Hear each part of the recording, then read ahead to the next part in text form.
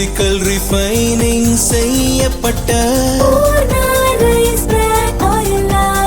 SKM Poorna rice brand oil. தமிழக முதல்வர் விஜய் 2 நாள் பயணமாக கடந்த 27ஆம் தேதி டில்லி சென்றார். அன்று மாலை பிரதமர் மோடி, மத்திய நிதியமைச்சர் நிர்மலா சீதாராமன் ஆகியோரை சந்தித்தார்.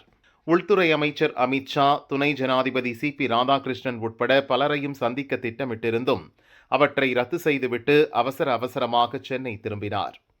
இது குறித்து IAS அதிகாரிகள் வட்டாரங்கள் கூறியதாவது: டில்லியில் உள்ள தமிழ்நாடு இல்லம் தமிழக அரசுக்கும் டில்லிக்குமான ஒரு தொடர்பு அலுவலகம்.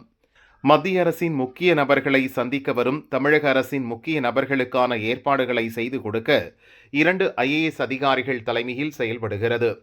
முதல்வர் விஜய் டில்லி கிளம்பியதற்கு முன்தினமே தலைமைச் செயலர் சாய்குமார் டில்லி சென்றார். ஆனால் முதல்வரின் பயண திட்டத்தின் முழு விவரமும் அவரின் தனிப்பட்ட குழுவுக்கு மட்டுமே தெரிந்திருக்கிறது. தலைமைச் செயலரிடம் முதல்வரின் திட்டம் மாறுதலுக்கு உட்பட்டது என்று மட்டும் சொல்லி அனுப்பியுள்ளனர். இதனால் தமிழ்நாடு இல்ல அதிகாரிகளுடன் இணைந்து முதல்வரின் பயண திட்டத்தை தலைமை செயலரால் தெளிவாக வகுக்க முடியவில்லை. எனவேதான் வெறும் 1 நிமிடம் 19 வினாடிகளில் பிரதமர் மோடி முதல்வர் விஜய் சந்திப்பு முடிந்துவிட்டது.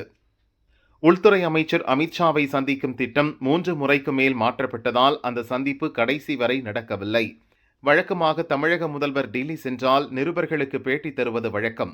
அதே பாணியில் தமிழ்நாடு இல்ல அதிகாரிகள் ஏற்பாடு செய்த போதும் முதல்வருடன் வந்தவர்கள் அதை கடைசி நிமிடத்தில் ரத்து செய்துள்ளனர்.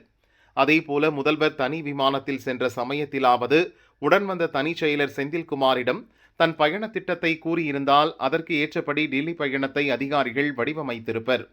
ஆனால் தனி விமானத்தில் அவரது சிகை அலங்கார நிபுணர், உதவியாளர், நண்பர் என பலரும் இருந்ததால் செந்தில்குமாரால் முதல்வரிடம் டில்லி பயணம் குறித்து விரிவாக பேச முடியவில்லை. தலைமைச் செயலர், தனி செயலர், தமிழ்நாடு இல்ல அதிகாரிகள் என யாருமே முதல்வர் விஜயை நெருங்க முடியாததால் தான் டில்லியில் ஏகப்பட்ட குழப்பங்கள் நடந்தேறி உள்ளன. இவ்வாறு அவர்கள் கூறினர்.